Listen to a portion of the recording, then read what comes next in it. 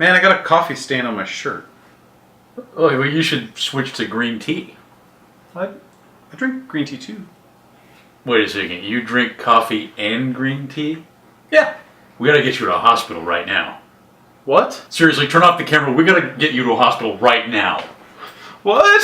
It's the Westhavenbrook question and answer show. Oh yeah! It's the Westhavenbrook question and answer show. Hello, everyone on the internet, and welcome to Westhavenbrook's question and answer show. I'm John Sories. And I'm Justice Fairlock. Calm down, it was just a joke. Medical emergency humor. The kids love it. Why don't you read out some questions? It'll make you feel better. You know, I actually feel a little bit better. I picked out some questions, and here we go. TD&C writes, what is the backstory to Ronnie Cordova of Sockbaby fame? Because I've already told my alien brothers that Ronnie Cordova said they're gay, and they want to know more about this Ronnie Cordova. Oh, and Sockbaby? Awesome, make more. Right, so, Ronnie Cordova's backstory. Well, to get the answer to that question, you're going to have to ask Douglas R. Tenaple, the owner of the intellectual property known as Sockbaby and the character Ronnie Cordova. Did that answer the question? That's pretty good. The only things I know about, I played the character and I always tried to get a little bit more information so I could play him better every time we did one of the episodes. But really all I know about him is that he likes food. We're getting food. He likes booze. He likes to drink. Needs more booze. And he likes food. Twice. And he likes to fight. I'm kicking everyone's ass. There's not very much that beyond that. It's like a pretty simple setup. He's a snappy dresser. Yeah. I'd love to learn more about that. And Chorito. Enchirito, everybody. Bad Prop Gun Production asks, here's a question for you two guys. But that's us. He's talking about us. How do each of your family members respectively react to the different videos you produce, be it Vacuum Consortium, The Danger Element, or Justin Eats? Do they ever make suggestions, or do they simply pretend not to know you at family reunions like mine do? That's very sad. Signed, that one guy that years and years ago in my impressionable youth sparked that flame within me to become the filmmaker that I am today. Standifer at Bad Prop Gun Productions. Well, Standifer. We inspired him to make bad prop guns. Do you remember Standifer?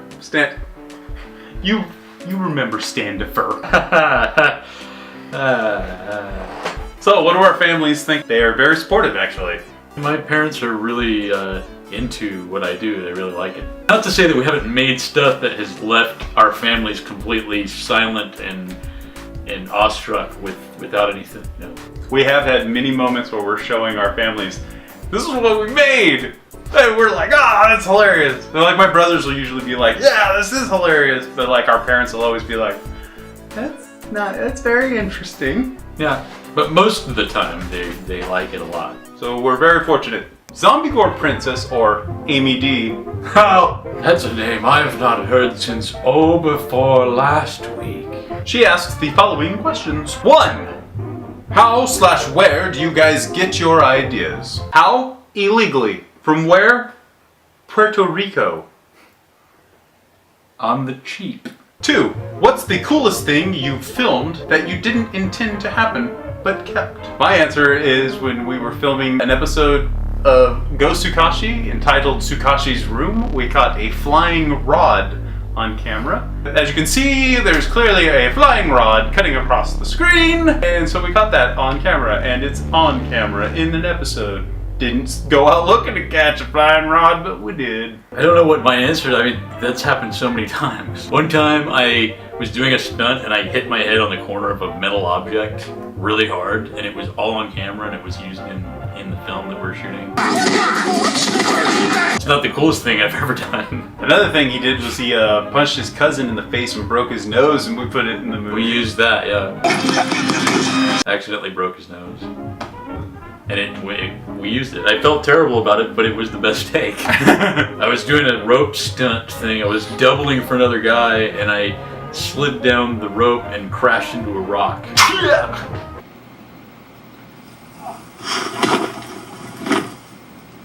It was amazing. And that's been replayed 1,000 times. It's on the internet somewhere. Dude, it was like nothing, man. My proudest moment. And number 3, what is your opinion on Texas and or Tommy Lee Jones?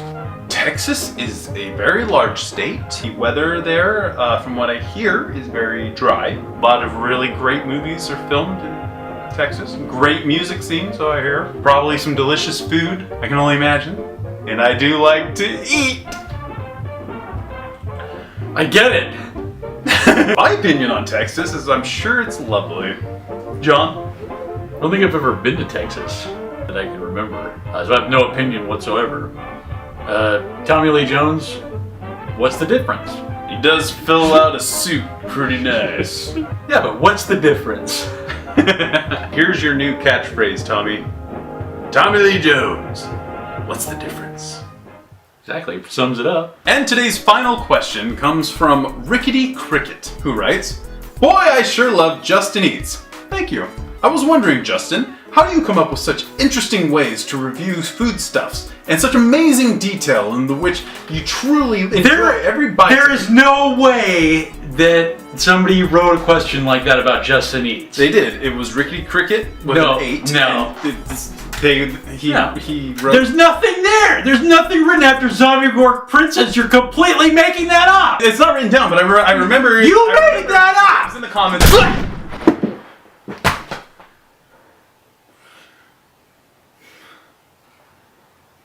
That was worth it. That was worth it.